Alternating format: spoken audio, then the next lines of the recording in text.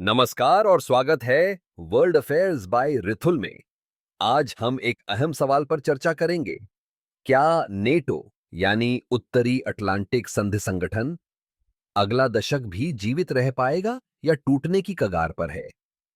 आइए समझते हैं। नेटो क्या है? नेटो की स्थापना 1939 में सोवियत संघ के खतरे को रोकने के लिए हुई थी। आज इसके 32 सदस्य देश हैं और यह वैश्विक सुरक्षा का एक बड़ा स्तंभ है। अमेरिका की भूमिका। अमेरिका नेटो का सबसे बड़ा आर्थिक और सैन्य योगदान करता है, लेकिन हाल के वर्षों में कई अमेरिकी नेताओं ने सवाल उठाया है। क्या अमेरिका अकेले बोझ उठाए? खर्च का झगड़ा।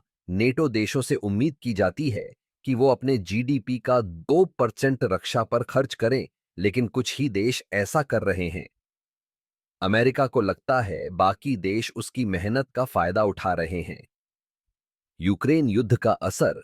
रूस यूक्रेन युद्ध ने नेटो को मजबूती दी, लेकिन साथ ही मतभेद भी उजागर किए। कुछ देश आक्रामक नीति चाहते हैं, कुछ शांति बनाए रखना चाहते हैं। तुर्की की अलग राह। तुर्की नेटो का सदस्य होते हुए भी कई बार अलग राह अपनाता है। रूस से हथियार खरीद और नए सदस्यों को रोकना इस पर सवाल उठाते हैं। यूरोप में नेटो विरोध। यूरोप में कुछ दक्षिणपंथी पार्टियां नेटो की नीति का विरोध कर रही हैं।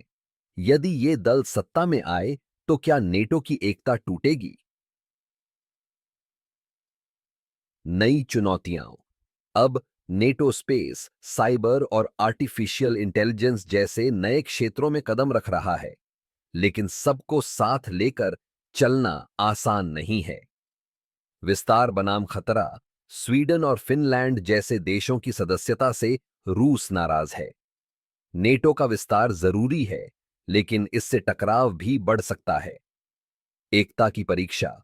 नेटो के सामने सवाल है, क्या यह वैश्विक रक्षक बना रहेगा या सिर्फ क्षेत्रीय गठबंधन तक सीमित हो जाएगा? साझा लक्ष्य के बिना गठबंधन बिखर सकते हैं। आगे का रास्ता। नेटो को जिंदा रहने के लिए खुद को आधुनिक बनाना होगा, शक्ति संतुलन कायम रखना होगा और भरोसा वापस जीतना होगा। अगला दशक निर्णायक है। धन्यवाद। वर्ल्ड अफेयर्स बाय रिथुल देखने के लिए धन्यवाद। ऐसे ही अंतर्राष्ट्रीय मुद्दों की जानकारी के लिए सब्सक्राइब करें। जुड़े रहें, जागरूक रहें।